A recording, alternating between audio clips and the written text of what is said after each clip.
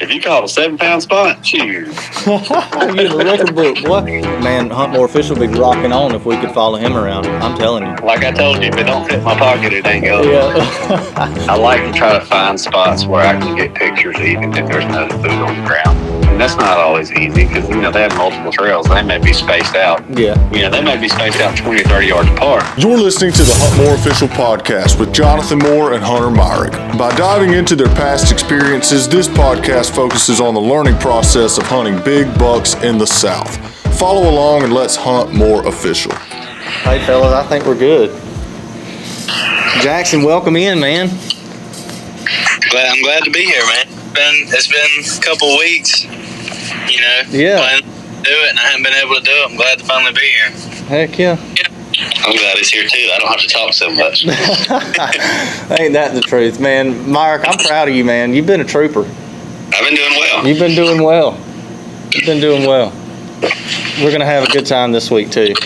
We're obviously going to let Jackson share with us. We're going to talk some deer hunting. We may end up talking some turkey hunting towards the end. But obviously, for those that are listening, if you hadn't tuned into our podcast before, we thank you for tuning in. Subscribe to our channel while you're thinking about it. And let's enjoy a little bit of hunting conversation. That's all it's going to be. Jackson is with us today from Tifton, Georgia. He's a college athlete. And I'll let Jackson kind of tell us a little bit about what he's got going on in his life right now, because his schedule is a lot different than the rest of us. So, Jackson, what you been up to, man? Not a whole lot, man. Besides, between classes, baseball and working out, that's about it. That pretty much covers up my whole schedule. Yeah, baseball keeps you busy for sure. Yeah. Myrick knows about it. We all kind of have that in common, being college baseball players and things like that. But we also love to hunt. And Jackson has probably been the most successful one on the team in the last couple years, Myrick. Wouldn't you I don't know about all that now. Well, yeah, he's killed the biggest deer on the team in the last 2 years. I'll put it that way. I wouldn't say most successful. Yeah, okay. We're going to fight over that, Jackson. Yeah, Myrick's stingy about that. Yeah. But I'll give you that. Every podcast you done had, and you're going to do them like that? Yeah, I quit. I'm out. Oh, man. Well, Jackson has been successful in his own way. He has killed, 2 years ago, you killed your biggest deer ever. And then this past year, you killed 2 deer, really good deer, on the same night within 3 minutes apart. And that's kind of where I want to start today, is to kind of let you talk to us about that hunt, man, and tell us how unbelievable that was. It was extremely unbelievable. I had a little regret about shooting that first one. Yeah. It was bittersweet, not being able to hunt the rest of the year. Yeah. And just kind of having to sit there with no tags left with my lip poked out. But I wouldn't change it. I mean, it made for a great hunt. It was something I'll never forget. So, I mean, I wouldn't change it, regardless of how mad I was that I wouldn't keep hunting. But, yeah. I mean, that's something that you didn't necessarily plan to happen, was to have your season end, like the first week of October. Right. So, yeah, Myrick talks about that a lot. What was it like going the whole year and not being able to hunt? I got really close with some duck hunting buddies. Yeah. That's how the rest of my fall and winter went. Was duck hunting, really. Yeah. The 2 deer that you killed, I think both of us had pictures of those deer the year before. One of them was just kind of old scrub, good aged deer, I think. But then you killed probably the biggest deer you had that year. Yeah, Big Pimpin was the biggest deer. He's the biggest deer that I've ever had on that property that would come, that I feel like was my deer. Yeah. I'd get a couple stragglers come through, December, boom, 3 a.m., one pops up that's, you're like, wow, that's a good one. And then you never see him again. So he's probably the biggest deer that I ever kind of felt like was my deer. Yeah.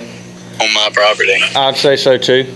I mean, I know we were sending pictures of that deer to Myrick 2 years ago. We had him in velvet. Never really could figure out how to kill him or what to do with him. But that year we didn't have that food plot planted. You killed him in that food plot, and I think that was probably the smartest thing you could have ever done, was went in there and planted that food plot.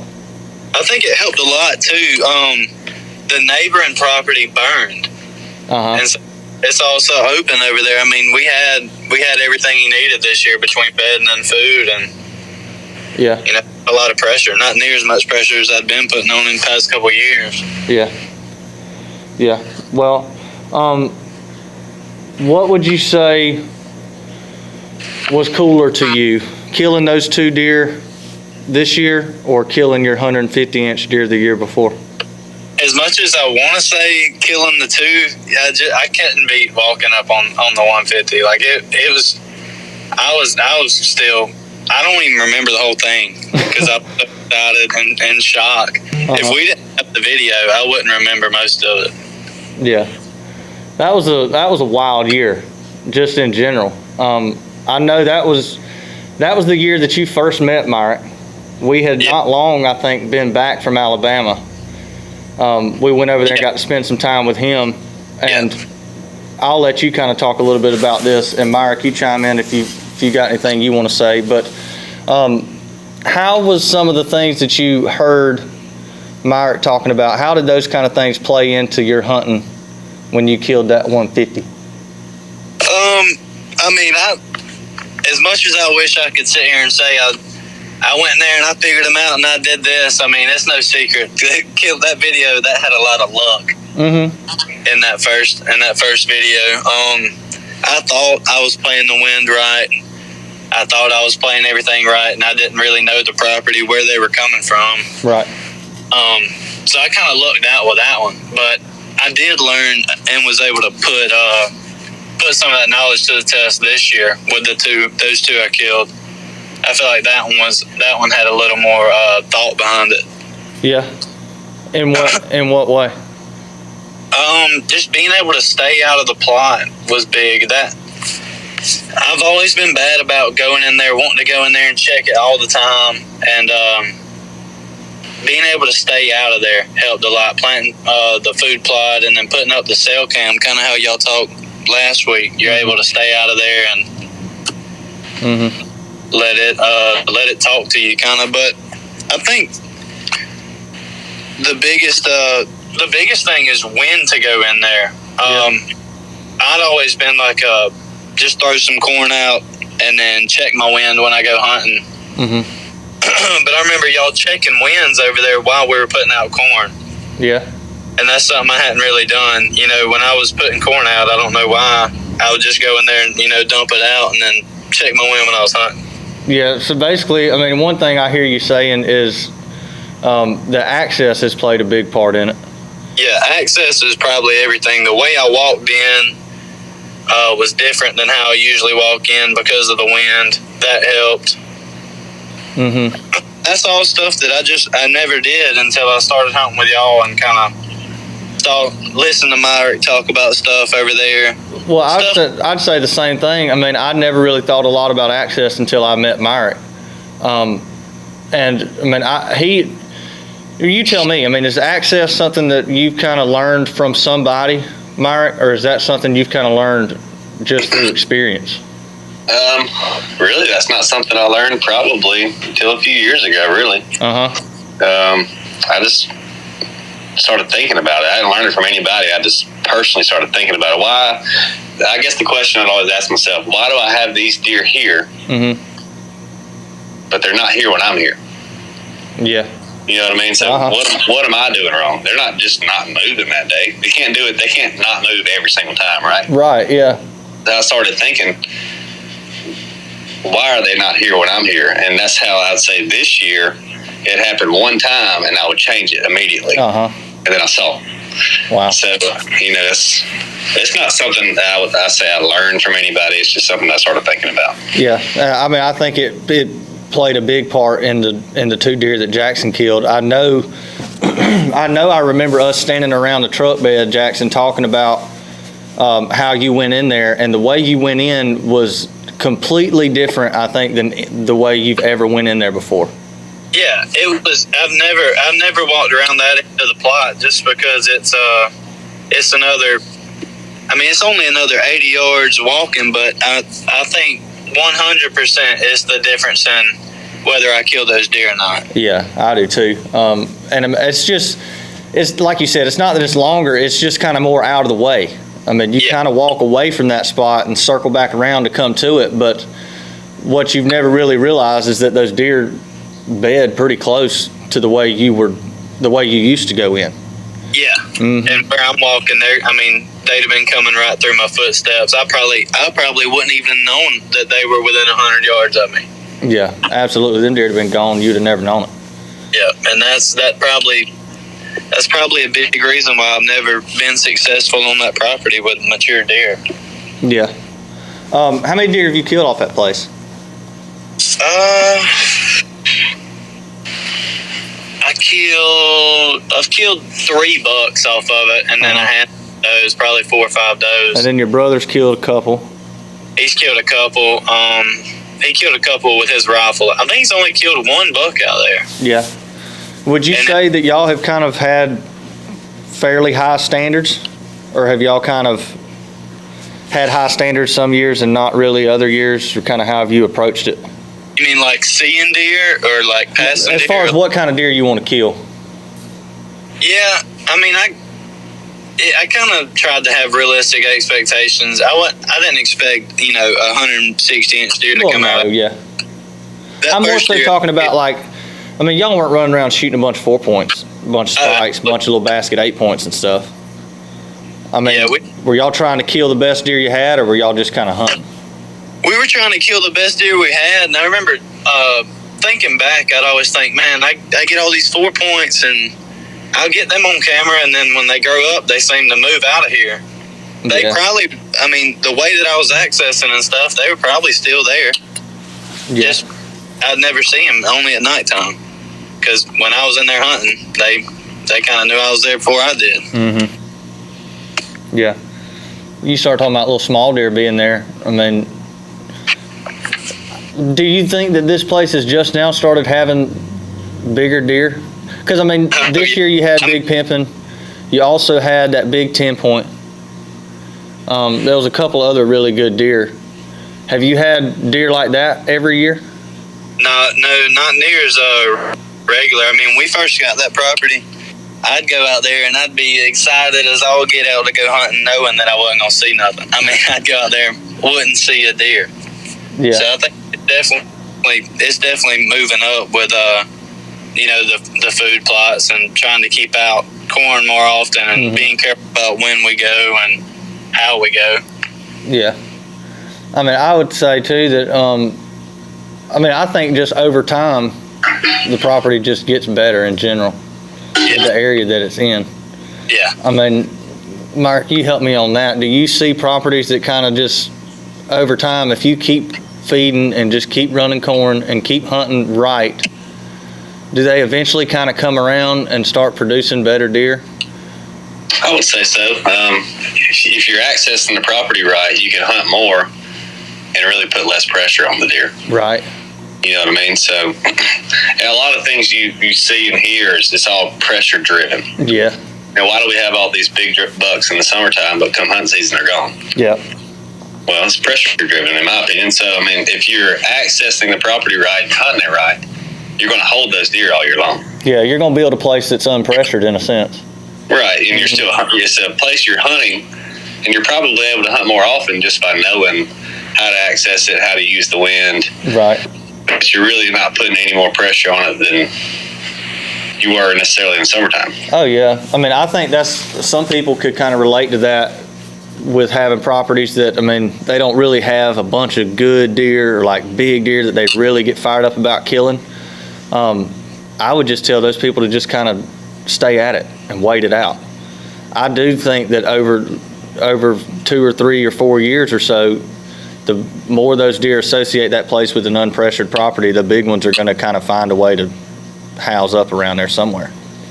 Right. And if it's one of those things you're having those big deer in the summer, but come hunting season they're leaving, maybe you need to revisit how you're doing things. Yeah, that's when you go into like what your property has versus what it doesn't have. Well, not even necessarily that. I mean, let's say you have everything you need. Let's just assume you have food, bedding, water, and all. Let's just assume you have it all. But those deer, say when hunting season starts, they're still there, but you're getting them on camera at night. That's right. Okay, I'm with you. That's when you need to revisit what you're doing. Yeah, how you're hunting in the way. Right. Yeah. Obviously, at that point, you're doing something that's disturbing them. They're not just going nocturnal because hunting season started and it's October 15th and they got a calendar somewhere on a tree. That's right. I mean? Yeah. Yeah, they're not stupid. Yeah, they ain't checking the fridge to see what day it is, are they? Right. Yeah. So, very true. That's head on with our property, because boy, when I was 16, I was going out there and checking that camera, that SD cam, every other day. All the time. Well, when the season got here, and I was going in there all the time, that the deer were only coming in at night. Yeah, I would say you need to evaluate yourself more than you need to evaluate your property. Yeah. Man, that's a great way to put it. I've never really thought about it like that, but I mean, I don't necessarily think that there's some properties that are just not going to do it in regards to holding a big one. Yeah. There's just some that ain't going to do it. But for the majority of places, I think most places have the potential to hold a decent sized deer regularly if it's unpressured and if it's hunted the right way. I would agree. As long as you have food and cover and all that, I mean, yeah, I would agree with that. Yeah. That's where property specifics come into play. That's right. That's right.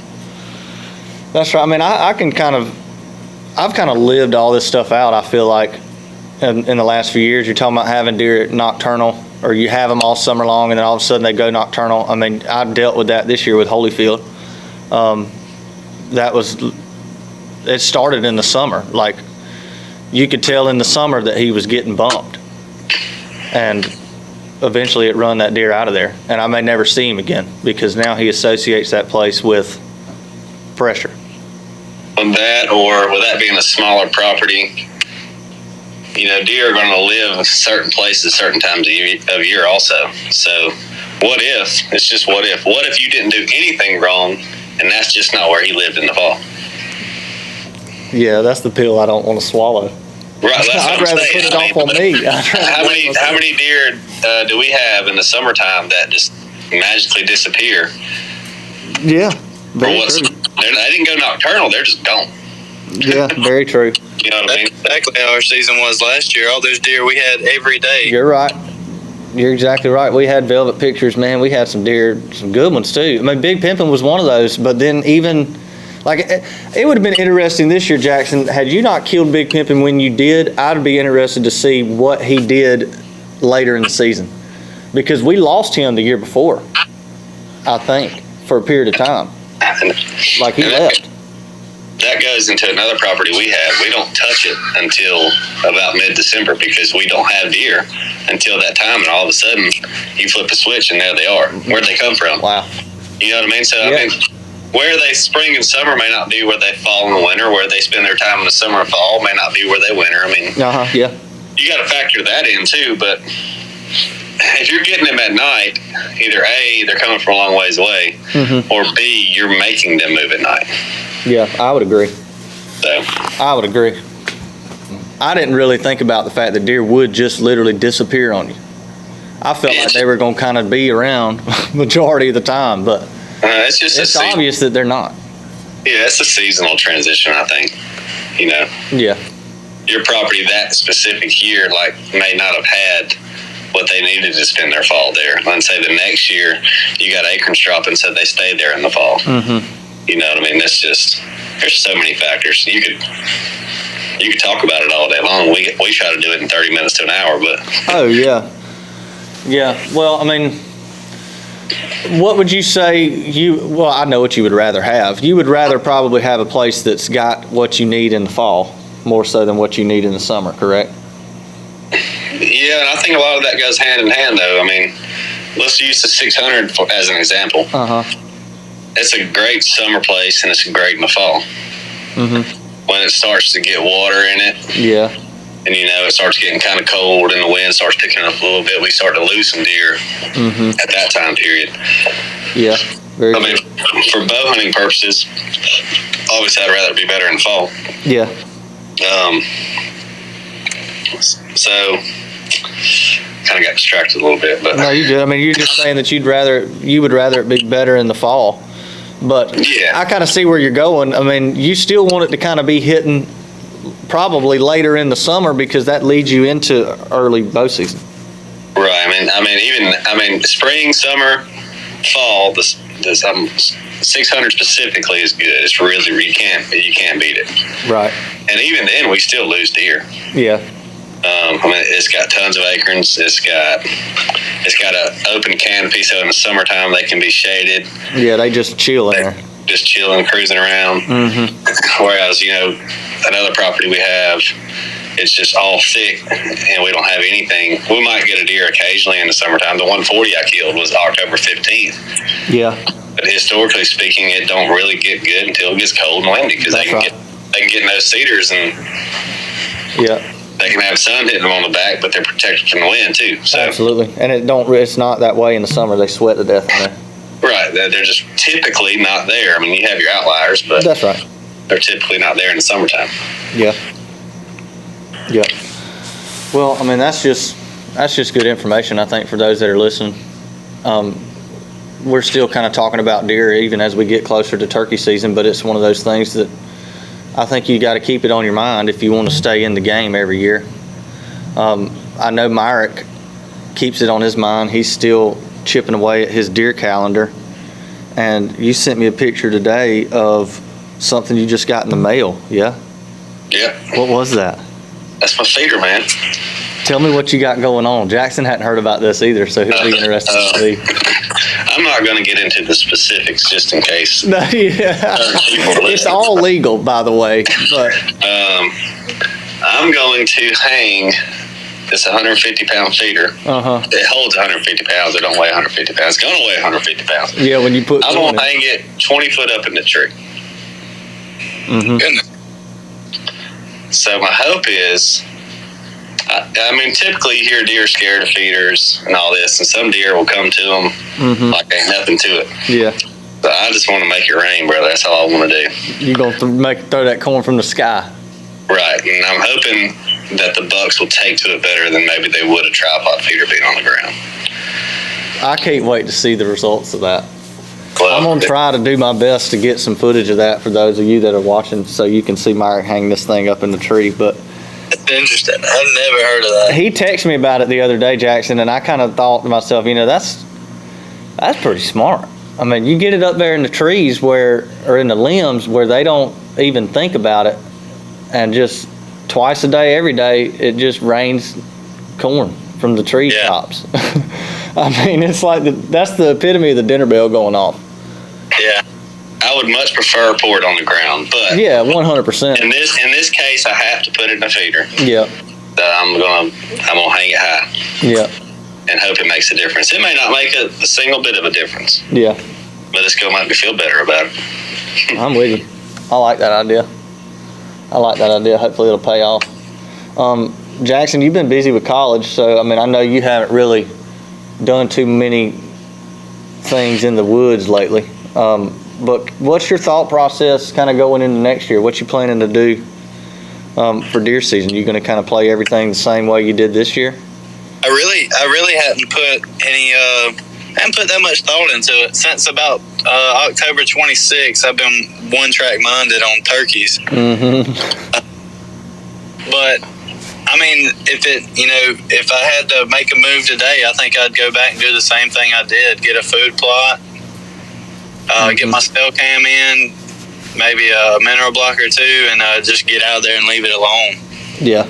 Being gone at college is a big thing too, because I couldn't ride out there and dump out corn and stuff. Oh yeah, it kind of helps you more than it hurts you, really. Helped me kind of stay away. Yeah, absolutely. Yeah, like I told you, well, I think it might have been yesterday. Sometimes hunting less is more. No doubt. I mean, that's kind of goes into what I said last week. I mean, when I started this, y'all remember I wanted to hunt all the time, and I think if you got enough places, you can do that. But truthfully, from everyday standpoint, I mean, you just can't. It's better to hunt less, to figure out your properties and just go when it's right. Yeah. Yeah. I was back trying to force it, you know. Absolutely. I mean, there ain't no sense in forcing it. There's no sense in forcing it. To be there if they ain't coming. Absolutely. They ain't coming. Yeah. So turkey season has been mentioned a handful of times, so we'll kind of head that way a little bit. Is everybody excited about it? I've been doing nothing but working with this mouth call, man. That's about all I think about. I'm proud of you too, boy. I'm proud of you. Myrick ain't been working. No.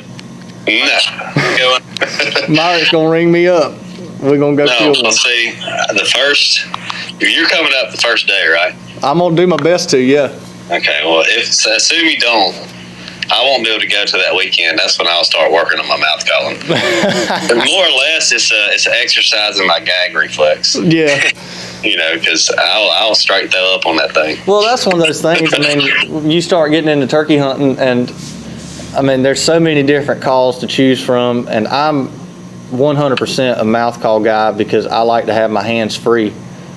But in the same sense, you can kill a lot of turkeys with a daggum box call or a slate call, boy. Yeah. A lot of turkeys. And never had to put one of those things in your mouth. I think everybody has to kind of just do their best to find a call that works specifically for them. Well, I got these new calls, these pinhoti calls, and I'm still trying to decide if I really, really like them. They sound good, but I don't know if I can run them, you know? I don't know if they work well with how the air comes out of my mouth. It took me days of every time I get in the truck to just sit there and play with it and play with it and play with it. And finally, I've gotten to a tone that I think will kill one. Yeah. Yeah, when you get married, you realize that's the best time to play with them is in your truck on the way to work. I got in trouble quite often for yapping in the house. Yeah, yapping in the house. Oh man, yeah, that'll aggravate some people right there now. It aggravates my wife. I know that. Oh, I love it. I'll be walking around the shop. I was doing it today, working on my calling. I'm doing my best to. I've been invited to go to Mississippi on the 15th to hunt opening day, and I'm doing my best to make that happen. I've got a cousin that lives over there, Zach Pritchett, my man, if he's listening. But he's invited me. He's been trying to get me to come over there for the last couple of years to hunt deer, turkeys. He kills the stew out of some ducks too. I've told Jackson that we'll have to go over and hunt ducks with him one time too. But I'm gonna do my best to get over there and hunt opening day in Mississippi. That would be so much fun. You don't never really know if you're gonna kill one or not, but it'd be great to kill one in another state. That's something I've not done, is killed a turkey in another state. I've killed a deer. I've killed me an old deer in Alabama. Old freezer queen. Yeah, they all eat the same. Yeah, Jackson, you said you were going to North Carolina? Yeah, me and a couple buddies up here from school are gonna go. We got a buddy that lives up there in North Carolina, and the old mountain area.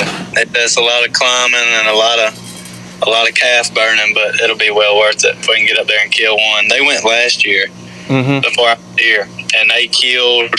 I think they killed one, and somebody missed one. So, I mean, they're there, and that.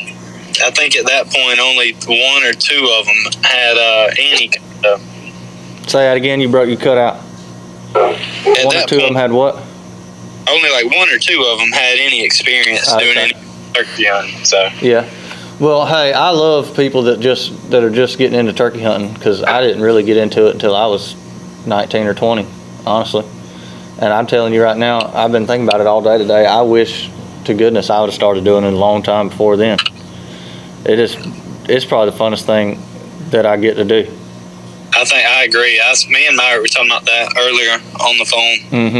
I told him I think it's probably my favorite thing to do. Yeah. What do you think about it, Myrick? I know you hadn't done it as much, but I mean, last year you kind of got to experience a real great taste of it. I think it's a good change of pace. Yeah. If I had to pick between two, though, I'm going deer hunting. Yeah. But yeah, I think it's definitely a good change of pace. Kind of like fishing in the spring after deer hunting all winter. I mean, You go out there, you can kind of, until it's that time, you kind of just cutting up, walking around, looking. Yeah. Yeah, I mean, I'm kind of with you. From a survival standpoint, if I had to pick, I would pick deer hunting because you're going to eat a whole lot better. But it is a great change of pace. It really does take my mind off of, I don't feel like I think as much during turkey season as I do in deer season. Deer make me think too much. Yeah. Turkeys, I don't really feel like I have to think so much. I just kind of react. Yeah. It's a lot like baseball to me. Well, they tell you where they're at. Yeah, I mean, I love that. I hate the fact that deer don't. Yeah, I hate the fact that deer don't tell you where they're at. The fact that they can't smell you makes me enjoy it a little bit. There's a guy that I used to play baseball for, Boo Taylor, and he always said that if a turkey could smell you, you'd never kill him. No, You'd be toast. You'd never kill him. You'd never have a shot. Because they'll peg you. I mean, they'll see you long ways before you thought they would. Uh-huh. Heck yeah. Yeah. Well, that kind of, I guess, brings us to a great little stopping point here, guys. I think we had a good little chit chat, good little conversation. Jackson, I'm so glad you joined us, man. Hey, I'm glad I could make it. I know I missed last week, but Oh yeah, well that's all right. We won't hold it against you too much. I kind of shook that up because my schedule got whacked out on Friday before everybody else's did. So It's okay, Jackson. I'll hold it against you. I figured you would. oh my goodness, Somebody's got to. That's funny. So as we get ready to wrap up, we've been giving out old tip of the week. We don't really have a topic to point our tip to, but what would you throw out a tip of the week for, Myrick? What's your tip this week? I would say, I'm going to go back to an old one. I would say double back on your access. Yep. I think that's probably one of the most important things. Yeah, and I think too, this time of year, now that you say that, and I need to do it because we keep talking about it. This time of year is a great time to kind of create that access. Like if you've been going into a spot a certain way because that's the only way in, if you need to change it, now's the time to change it. Yes, the perfect time to cut in trails. Yeah, absolutely. Great tip. Jackson, what you got, bro? Shoot. Hey, I'm sitting here with a pencil and pad. I'm writing down the tips, man. Hey, Jackson said take notes. That's his tip of the week. That's his tip of the week. Mine would be to get your turkey calls out and start practicing. I was just kind of looking at some turkey footage today, and something that I have learned from experience is you don't really have to be the best caller to kill turkeys, but the more you practice, the more turkeys you're probably going to kill. Because they love to hear a guy that can call good. Not saying that I can call good, but I can call a lot better now than I used to. You know? I almost went down that road with the tip, but I thought we were kind of back on the deer thing. Well, no, that's just because I care about deer. Yeah, Myrick ain't thinking nothing about turkeys. Yeah, y'all are slackers. All we doing is helping him kill one. We helping him kill a turkey, and we are stealing all of his information and knowledge about deer. That's the only way I'm gonna be successful in the deer woods. It's taking his tips. I don't think I would be if I hadn't learned about, I don't think I would be successful if I hadn't thought about the access like you were talking about. If I hadn't learned that. Because I'm telling you, I ain't been successful on that property whatsoever. And it's like it all of a sudden flipped the switch. All of a sudden flipped the switch. It ain't the E3 ranch by any means, but it was definitely a lot better this year. You can vouch for that than it has been in the past. It was. I mean, you had deer all year long, and they were kind of all staged around that plot. I mean, that plot, which we've talked about it too, Jackson, that plot sets up so good being where it's at because it's right up next to a big, huge ag field. Yeah. And there's typically peanuts or cotton or something. There's typically deer eating in that field. And so they stage in that plot a good solid 45 minutes or more before dark, right there early bow season. So yeah, I think you can tag out right there every year. Yeah, he's been saying that about you for the last couple of weeks. So assuming he has 2 shooters there, I think he can tag out. I would agree. I hope so. That would sure be nice. Yeah. Well, hey, let's let these folks go to work, go do what they do. We appreciate you guys tuning in with us. Thank you for listening. Subscribe to our channel if you hadn't already. And the boys will catch you next week. Hopefully we'll be able to have Jackson back on next week. And if not next week, we'll definitely have him back on in the next few weeks. So y'all have a great day. Have a great week. And we'll see you next time on the Hunt More Official Podcast.